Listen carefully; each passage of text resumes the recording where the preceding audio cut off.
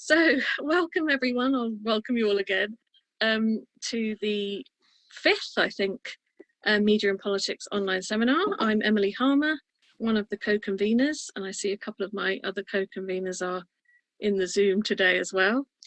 So today we've got Abi Rhodes here with us to talk about her new book, Social Movements in Elections, UK Anti-Austerity and Environmental Campaigning, 2015 to 2019. So I'm just going to throw over to you, Abi, if you'd like to share your screen and we'll get started. If everybody can make if everyone can make sure they're muted as well, that'd be great. Oh, it's telling me that the participant screen sharing's been not been enabled yet.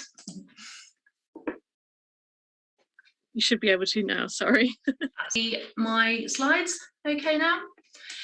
Excellent, thank you. Okay, so thank you, Emily, and hello everybody. Thank you very much for coming this evening. So as Emily said, my name is Dr Abi Rhodes. I'm currently a teaching associate at the University of Nottingham.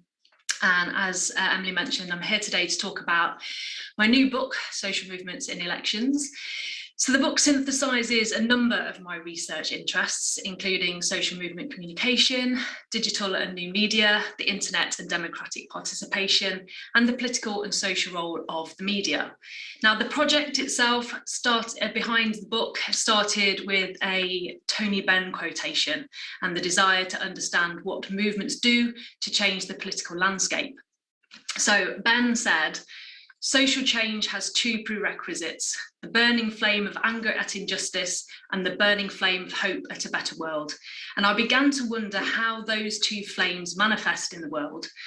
And this thought led me to write my PhD thesis upon which this book is based. So my book posits that social movements engage in communicative tactics during elections to highlight specific issues and to convey ideas, values and beliefs to the voter. So applying methodological tools from political discourse analysis, it examines the on and offline communicative tactics of Extinction Rebellion and the People's Assembly Against Austerity in the 2015, 17 and 19 elections.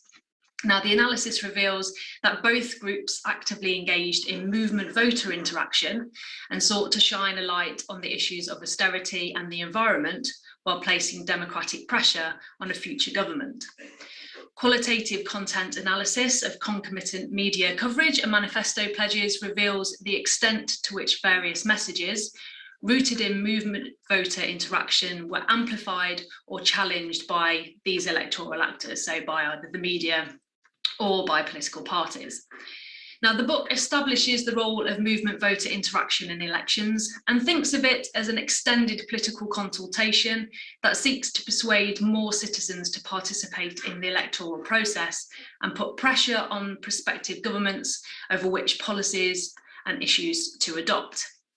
And finally, it argues the case for social movement voter interaction as a key aspect of social movement and political and electoral communication research. So in today's session, I'll give an outline and a definition of social movement voter interaction. Then I'll focus closely on Extinction Rebellion as one of the case studies in the book, drawing some comparisons with the People's Assembly. This will be followed by an example of the way in which the media reported on the movement's communicative tactics during the election, and I'll concentrate on the issues of flooding and a concern with trust. And finally, I'll end on a discussion with the importance of movement voter interaction in the field of communication studies. So to start then with an explanation of movement voter interaction. So as we'll broadly know, social movements have long communicated with a broad range of audiences, including the general public, political parties and other civil society organisations and voters. And at election times, social movements engage in communicative tactics to highlight specific issues and to convey ideas, values and beliefs about the world around us. Now, they are politically impactful in that they present messages that challenge or reproduce dominant definitions of the political environment and offer alternative arguments about what is to be done. Now, these messages can target political parties during elections by articulating citizen demands that call for institutional and policy changes. And this understanding forms the basis of movement party interaction, defined in my research as the direct targeting of political parties by social movements. Now, this seems to be the principal dimension of research that is conducted on the relationship between movements and elections in the fields of political communication and social movement studies today. And what my research adds to all of this is the dimension of movement-voter interaction, which is understood as discourses and messages disseminated by movements and movement groups that focus on drawing voter attention to a specific issue during election campaigns. Now, to really start to flesh out and give a solid definition by what I mean of movement voter interaction, it is described in my book as a movement or a group within a broader social movement that engages in parliamentary politics in a direct attempt to communicate with the electorate. And that's the key element here, this sort of direct attempt at communicating with the electorate. And as you can see in figure 1 here, this illustrates the flow of movement voter interaction, with the arrows demonstrating the element of direction, the element of direct communication, so in solid black, so from social movements to the voter, social movement being a political act 1, voter being political act 2. And then there's the potential flow of pressure that then is exerted from that communication upon the third actor in this particular figure, which is political parties, and thinking about, who's going to get into government, who are people going to vote for. Now, the communication process in movement voter interaction is dialectical, in that pressure is exerted upon the institutional context through the communication of competing concerns over an issue by movements to the electorate. And this may ultimately affect change in the constitution of parliamentary politics and all policies as a result of the act of voting, both voting for people or issues, or not voting for people because of issues. So the lens of movement voter interaction focuses on the analysis of communicative tactics that are aimed directly at the voter. And this adds a self-consciously unmediated form of communication during elections to the framework of electoral contention. So as you can see here, moving into sort of the gubbins of and the meat of the actual research itself, both Extinction Rebellion and the People's Assembly were pretty busy during the election campaigns, and they used a variety of tactics during these campaigns. Both used billboards and hashtags and podcasts, and worked either to promote or had a protest song written for them, that all of which sort of communicated to the electorate on their distinct issues, either austerity or the environment. Now, in the 2015 and 17 general election campaigns, the People's Assembly engaged solely in movement voter interaction, in adopting novel strategies to try to enter the political debate and reach the wider electorate.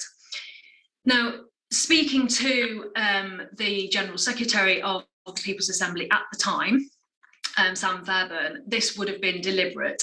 They, under his sort of leadership, I think subsequently as well, the People's Assembly Against Austerity are very much about direct communication with the public and broader publics and the voters, and not too interested in kind of, as Sam said in his interview with me, sort of wandering the halls of Parliament and Westminster to try and get the ear of MPs. They were very much more about changing the public debate around austerity.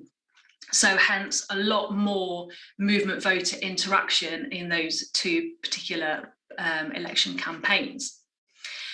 So as we can see here, one of the tactics was the billboard, the political billboard that was put up in 40 different marginal seats. And it largely represented Theresa May, then the leader of the Conservatives, as a threat to jobs, to public services and security. And the protest song, Liar Liar, G 2017, also described her as being unable to tell the truth. So there was a very concerted effort to directly speak to the voter about who was the threat and who not to vote for and why we shouldn't be voting for them. Very much based in ad hominem attacks, really, on the personality of Theresa May in 2015 specifically. In 2017 specifically, apologies, but in 2015 there were a lot more talk about austerity and the impact of austerity on people. And by 2017, they decided that they were going for a much more of a sustained campaign of attack on personalities. Now, Extinction Rebellion's repertoire, by contrast, was quite broad, and it was a bit more expansive, and it actually included elements of movement party interaction, particularly in its use of hunger strikes that sat outside political party headquarters and beyond politics, that saw activists dressed as bees glue themselves to the battle buses of all of the main political parties, communicating directly, therefore, with the leaders of each party to put forward their views and why they should be actually paying more attention to the environment. Now, all of the tactics, so beyond politics, we can see here, they all formed part of this 12 days of crisis strategy, this campaign that took the form of a series of non-violent direct actions that directly aimed at building up pressure during the 12 days leading up to the vote in December of 2019. So there were 9 distinct tactics carried out, starting in November 30th, going through to December the 11th. And activists were sounding air raid sirens across the rocks of Hay Tor at dawn, parading 6-metre high ostriches with its head in the sand between political party headquarters in London, and staging mock weather forecasts read by the actor Emma Thompson. Both of the latter I will discuss later on in this presentation. Now, they also held climate hustings that aimed at securing support for their 3 demands bill from prospective parliamentary candidates, with an estimate of 300 plus events taking place. And that estimate came from some press contacts at Extinction Rebellion directly. So both movement groups engaged in movement interaction to different degrees during the elections, as I've noted. And as already noted as well, in 2015 and 17, People's Assembly engaged solely in movement voter interaction in their communicative tactics. And also in both of them, it was very, very geared towards movement voter interaction to differing degrees, as I've said, and in differing ways.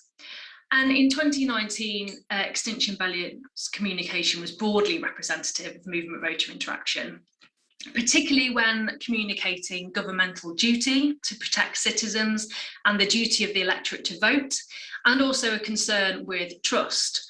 And this was expressed through YouTube videos, posters, the weather forecasts, and billboards. And there were also some tactics actually that offered a hybrid of movement party interaction, so communication directed at political parties, and movement voter interaction, the most salient of which being the climate hustings. Now, the hybridity of the climate hustings lay in the explicit targeting by Extinction Rebellion's communications of both political party actors, so directly tweeting parliamentary candidates to ask them to participate in the climate hustings, and also directly asking voters to contact those candidates themselves in order to put pressure on them to attend. So Extinction Rebellion was speaking to and targeting both party and voters in this particular tactic in 2019. It was actually quite effective. There was a number of events that were held, and a number of parliamentary candidates did actually sign up to discuss the 3 demands bill and potentially take it forward. But one of the most salient examples of movement voter interaction that came out of my analysis of Extinction Rebellion was in the highlighting of natural facts around flooding and heavy rainfalls and storms and the weather patterns that come with climate emergency.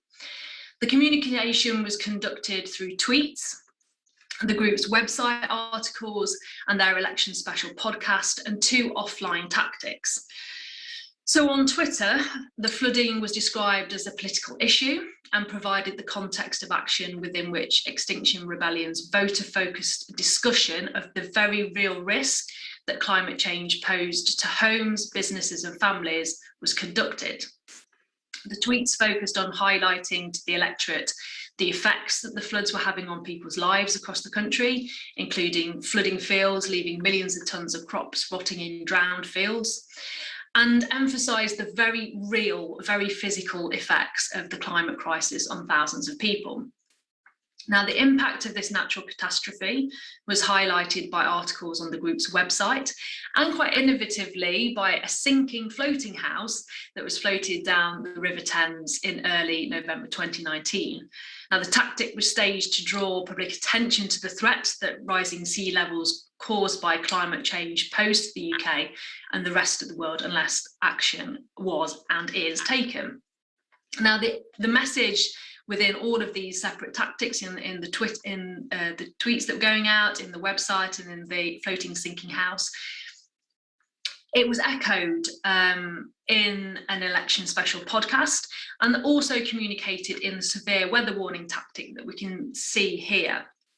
Now, this was held outside of BBC headquarters, designed to attract media attention. So in some ways, movement media interaction, but highlighting a communication with voters in terms of wanting to get this extra message out to people who are about to go to the polls. So alongside the actor Emma Thompson that we can see pictured here, there were 20 other activists, all dressed in goggles and other swimming attire, and are displayed, stood next to a map that displayed the UK, and areas were marked on that map of the UK that were most likely to flood, including coastal areas and some London tube lines.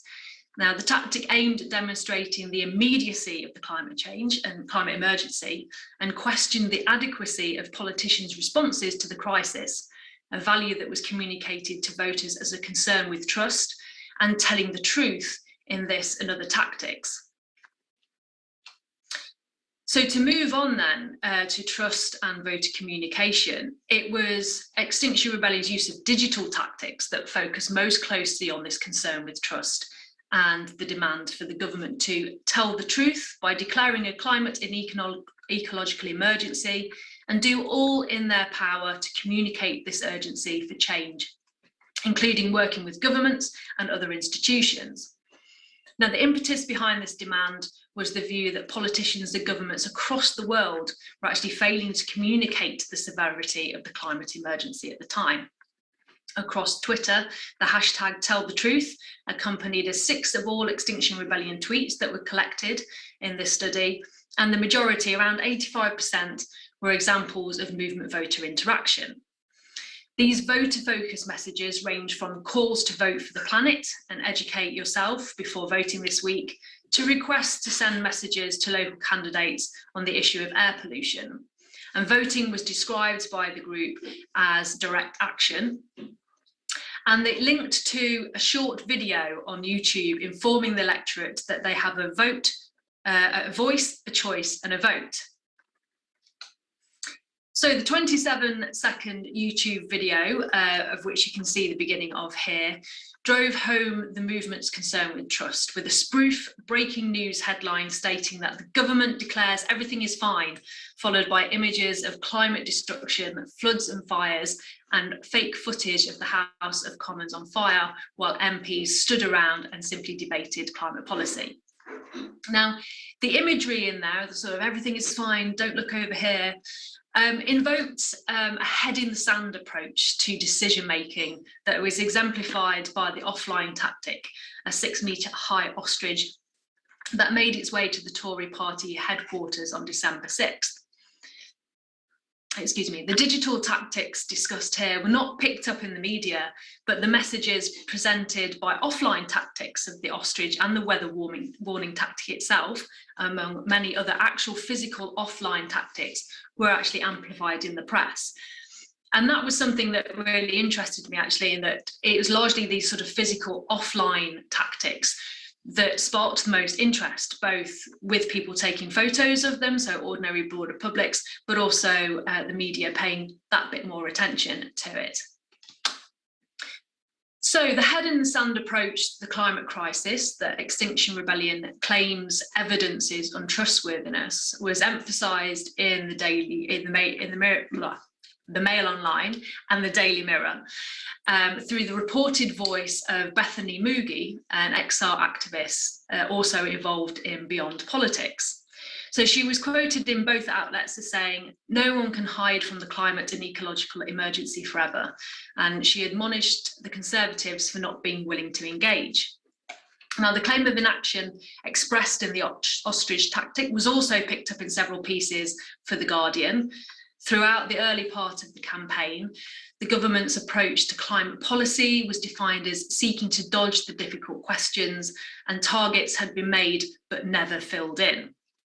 The journalist Stephen Briani took one step further, accusing the government of not taking even legislated action, such as that found in the UK's own Climate Change Act of 2008, describing commitments as having hardly been addressed since its inception. Now, Martin Kettle, also writing in The Guardian, accused Johnson of completely forgetting about the floods and stated that such inaction erodes trust. So this inaction around the floods picked up the message from the weather warning tactic.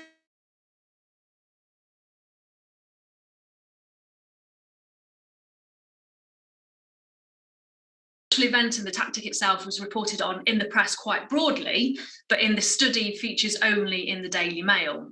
So this study analysed the Mail, the Guardian, Mirror and the Sun and their sort of sister papers and subsidiaries. Now, the piece by Jo Middleton in the Daily Mail on the 5th of December reported almost verbatim the script that the actor had read from, including her sarcastic comment around inaction and the election, saying, "All the signs are telling us to act now, but as our chief advisor King Canute once said, never let a rising tide get in the way of good election." But the article makes no further commentary on the content, other than to briefly highlight accusations of hypocrisy over Emma Thompson flying from the US to join XR's demonstration in October of 2019. Now, the issue of flooding was amplified more broadly across the papers, particularly early on in the campaign when flooding affected Derbyshire and Yorkshire.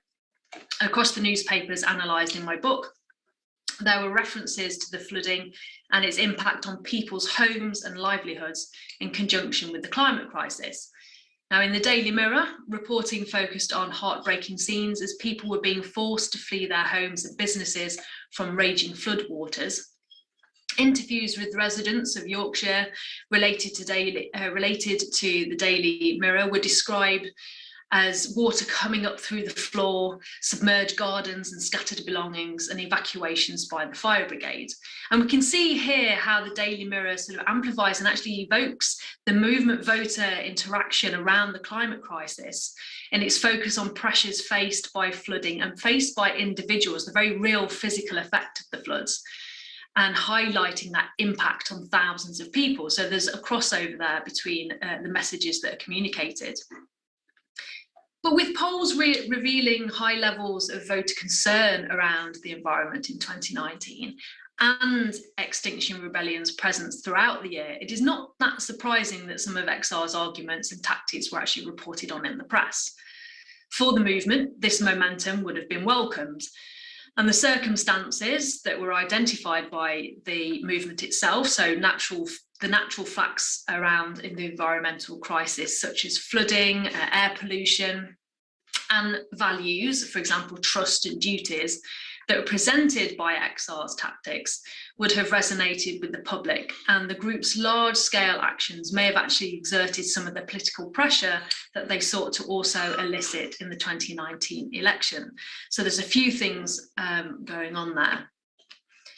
So to move finally onto the importance of movement voter interaction. Now you can see from the examples I've given and the research throughout my book continues to reveal that through the use of various communicative tactics, both movement groups that I studied attempted to impact public decision making on who to vote for during the 2015 and 17 elections. So as I say, People's Assembly Against Austerity were very hot on who not to vote for and or what to vote for in the 2019 general election. So Extinction Rebellion were very much focused on thinking about having the environment at the forefront of your mind when you were going to the ballot, and also asking prospective parliamentary candidates to do the same.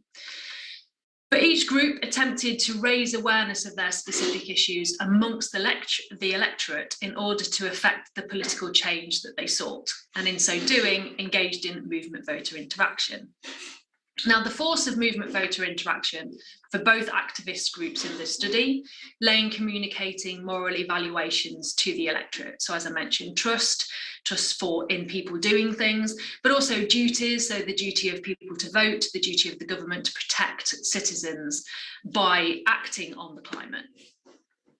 And highlighting natural social facts within the political landscape to lend weight to them. So for the People's Assembly, the facts lay in the lack of nursing staff and long waiting times, which for the group were indicative of the failure of the programme of austerity and the cuts that it implemented. Now, this emphasises the defined function of movement voter interaction given at the start of this presentation as extended political consultation that aims to set the public political agenda by conveying ideas, values and beliefs about the world around us with a view to changing social or cultural norms on a particular issue. So a key part of the argument here is that increasingly managed electoral messaging by communication consultants and a perceived decline in institutional participation, including political party and trade union membership and electoral politics, have led to higher levels of cynicism and lower levels of engagement in the democratic process and political trust. And this is where movement voter communication comes in. So as it's directed at voters, it has potential to reignite electoral participation. People are accessing information, are actively engaging in a political process such as electioneering. And analysis of movement voter interaction presents researchers with an opportunity to build a broader and more comprehensive picture of political communication and electoral outcomes. So we can start to paint a broader picture of actually who is communicating, what are they communicating about, and what is the function of that communication, and what pressure does that put on and in the election and electoral processes. So that's actually it from me. I will stop sharing and I will look forward to any questions or any ideas